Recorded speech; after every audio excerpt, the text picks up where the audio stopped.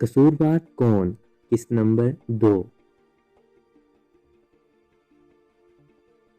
सुबह मेरी आंख थोड़ी देर से खुली। वैसे भी आज स्कूल की छुट्टी थी, यानी संडे था, इसलिए देर तक लेटा रहा। रात वाला वाकया मुझे किसी ख्वाब की तरह लग रहा था। मैंने एक बार फिर साथ वाले कमरे का बगौर जायजा लिया। कमरे का फर्श धूल और मिट्टी से अटा हुआ था, जिससे ये बिल्कुल भी नहीं लगता था कि कमरे में कोई आया गया होगा। मालिक मकान से इस बारे में बात करना फजूल थी। वो तो मुझे पहले ही इन बातों से आगाह कर गया था और मैं इसकी परवाह किए बगैर इस मकान में आ घुसा था। सारा दिन जहन पर एक बोझ सा रहा। शाम को खाने के बाद मैं एक किताब के मुताले में मगन था कि किसी ने दरवाजे पर दस्तक दी। मैंने बाहर जाकर देखा तो वो मोहल्लेदार इम्तियाज साहब थे। इनका घर इसी गली में 2-4 मकान छोड़कर आगे था और जिन लोगों के सामने मैंने मालिक मकान की शर्त मानी थी, इनमें इम्तियाज साहब भी शामिल थे। क्यों मियां, कैसे हो? कोई तकलीफ तो नहीं है ना तुम्हें यहाँ पर? मेरे बाहर निकलते ही इम्तियाज साहब पूछने लगे। आप सुनाए इम्तियाज साहब, मैं तो ठीक हूँ और आप लोगों के होते हुए मुझे यहाँ क्या तकलीफ हो सकती है? तुम्हारे चेहरे से तो लगता है कि तुम कुछ परेशान हो। इम्तियाज साहब ने मेरे जैसे को बगौर देखते हुए कहा। नहीं इम्तियाज साहब, ऐसी कोई बात नहीं है, बस सर में थोड़ा सा दर्द है। मेरी बात सुनते हो तो छोड़ दो इस मकान को। इस मकान में रहोगे तो कभी सुकून मुयसर नहीं होगा। कोई और मकान ढूंढ लो। क्या रखा है इस मकान में? इम्तियाज साहब, अब भला मैं इस मकान को छोड़कर कहाँ जाऊँ? मकान तो दूर की बात, यहाँ तो कोई एक कमरा भी किराए पर दस्तयाब नहीं है। मजबूरन यहाँ रह रहा हूँ, वरना आपकी बातें सुनकर मेरा दिल भी नहीं चाहता कि मैं यहाँ रहूँ। नहीं, मेरा मतलब था कि कोशिश जारी रखना कि कोई दूसरा मकान मिल जाए। फिलहाल तुम अपना यहीं पर ही गुजारा करो और अपना ख्याल रखना। और मैं माफी चाहता हूँ कि मैंने आपको इस वक्त तकलीफ दी। भाई दिन को तुम्हें देखा नहीं था, इसलिए खैरियत दरियाफ्त करना चला आया। ये तो आपका बड़ापन है, वरना आज के दौर में कौन किसका इतना ख्याल रखता है। नहीं नहीं, ऐसी भी बात नहीं है, ये तो मेरा फर्ज बनता है। इम्तियाज साहब ने शर्माते हुए कहा। अच्छा अब मैं चलता हूँ, जिंदगी रही तो कल मुलाकात करेंगे। इम्तियाज साहब के रुखसत होने के बाद मैं अंदर आया। मकान की वीरानी मेरी मुंतजिर थी। मैं कमरे में आया और बिस्तर पर लेटकर किताब दोबारा खोली। मैं किताब में इस कदर मगन हुआ कि टाइम का बिल्कुल भी एहसास न रहा। घड़ी पर निगाह पड़ी तो मालूम हुआ रात के 12 बज रहे थे। सुबह स्कूल भी जाना था, इसलिए किताब को सराहने रखा और सोने की कोशिश करने लगा। अभी 2-3 मिनट ही गुजरे थे कि वही कल वाली नस्वानी रोने की आवाज फिर सुनाई। आवाज सुनते ही खौफ की सी लहर मेरे जिस्म में सरायत कर गई। कई लोगों से मैंने सुना था कि इस मकान में रूहों का बसेरा है। ये ख्याल आते ही मेरा सर चकराने लगा। आवाज लम्हा ब लम्हा तेज होती जा रही थी। ऐसा लग रहा था कोई लड़की बहुत तकलीफ में है। आवाज साथ वाले कमरे से आ रही थी। मैं डरते डरते बिस्तर से उठा और बाहर बरामदे में आ गया। दूसरे कमरे का दरवाजा खुला हुआ था और अंदर लाइट चल रही थी। मुझे अच्छी तरह याद है कि मैंने कमरे की लाइट अच्छी तरह बंद करके दरवाजा भी अच्छी तरह बंद किया था। आवाज बदस्तूर इस कमरे में से ही आ रही थी। मेरे लरसते हुए कदम खुद ब खुद इस कमरे की जानिब उठने लगे। लाख कोशिशों के बावजूद मैं खुद को रोक ना पाया और मैं इस कमरे के दरवाजे के सामने आन खड़ा हुआ। मुझे ऐसा लग रहा था कि मैं जमीन पर नहीं बल्कि हवा में खड़ा हुआ हूँ। एक अजनबी सी कुव्वत ने मुझे इस दरवाजे के सामने आन खड़ा किया था। कमरे में 2 चारपाइयां बिछी हुई थी। कमरा अच्छी तरह साफ था, जबकि मैंने इस कमरे की सफाई नहीं की थी और सुबह तक तो ये कमरा धूल और मिट्टी से भरा हुआ था। अचानक मेरी नजरें एक लड़की पर पड़ी जो इस कमरे में दाईं जानिब दीवार के साथ टेक लगाए बैठी रो रही थी। इसने हल्के गुलाबी रंग का लिबास जेबतन किया हुआ था। इस लम्हे मुझे ऐसा लगा जैसे सारी दुनिया बहुत तेजी से घूम रही है। मेरे लिए अब खड़ा रहना वह मुश्किल हो गया था। मेरी आंखों के सामने अंधेरा छाने लगा और आखिरी बात मुझे ये याद है कि मैं जमीन पर गिरा था। इसके बाद मुझे कुछ याद ना रहा। जब मुझे होश आया तो सुबह हो चुकी थी। मैंने खुद को बिस्तर पर पाया तो मेरी हैरत की इंतहा न रही। तो क्या मैं रात को ख्वाब देख रहा था? अगर वो हकीकत थी तो फिर मैं बिस्तर तक कैसे पहुंच गया? यकीनन मैंने कोई डरावना ख्वाब देख लिया था। मैंने ठंडे पानी से गुस्ल किया तो सर से बोझ कुछ हल्का हुआ। नाश्ता करने के बाद मैं स्कूल चला गया। सारा दिन रात वाला वाकया आंखों के गिर्द घूमता रहा। जहन इस बात को तस्लीम नहीं कर पा रहा था कि मैंने कोई ख्वाब देखा है। दिल में बार बार ख्याल आया मैं इस मकान को छोड़ दूं, मगर इस मकान को छोड़कर जाता कहाँ, क्योंकि पूरे मोहल्ले में कोई एक मकान भी खाली नहीं था। छुट्टी हुई तो स्कूल से सीधा घर पहुंचा। खाना खाए बगैर बिस्तर पर दराज हुआ और सो गया। शाम से कुछ देर पहले मेरी आंख खुली। गुस्ल किया, एक कप चाय बनाई, पीकर बाहर निकल गया। तकरीबन 10 बजे के करीब मेरी वापसी हुई। पूरा घर अंधेरे में डूबा हुआ था। जाने से पहले मैंने कोई भी लाइट ऑन नहीं की थी। अंधेरे में तो ये मकान किसी खंडर की तरह लग रहा था। सहन में मौजूद नीम का दरख्त ایسے لگ رہا تھا جیسے کوئی دیو سینہ تان کے کھڑا ہو۔ میں نے مکان کی تمام لائٹیں آن کی تو دل کو کچھ ٹھارس ہوئی۔ کچن میں جا کر اپنے لیے کھانا بنایا۔ جب کھانے کے لیے بیٹھا تو 11:30 بج رہے تھے۔ ابھی میں کھانے سے فارغ ہی ہوا تھا کہ پھر وہی آواز سنائی دی، لڑائی جھگڑے جو ساتھ والے کمرے سے آ رہی تھی۔ اس مرتبہ میں نے اس پر کوئی توجہ نہ دی۔ آوازیں مسلسل تیز ہوتی جا رہی تھی۔ میں اٹھ کر کمرے کے دروازے کے قریب آ گیا اور دروازہ بند کرنے لگا۔ اچانک میری نظر باہر صحن میں پڑی۔ وہ لڑکی جسے میں نے کل رات دیکھا تھا صحن میں باہر کے دروازے کی طرف بھاگ رہی تھی۔ دفعتاً اس کے پیچھے ایک آدمی بھاگا اور اسے بالوں سے پکڑ کر نیچے فرش پر گرا دیا۔ لڑکی کے منہ سے بے ترتیب چیخیں نکل رہی تھی۔ میں کسی بت کی طرح کھڑا یہ سب تماشا دیکھ رہا تھا۔ مجھ میں اتنی ہمت نہیں تھی کہ کم از کم ان سے پوچھتا کہ یہ لوگ کون ہیں، یہاں کیا کر رہے ہیں، اور یہ آدمی اس لڑکی پر اتنا ظلم کیوں کر رہا ہے۔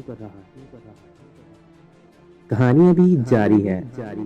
مزید ایپیسوڈ دیکھنے کے لیے ہمارے چینل AR TV کو سبسکرائب کیجیے۔ شکریہ۔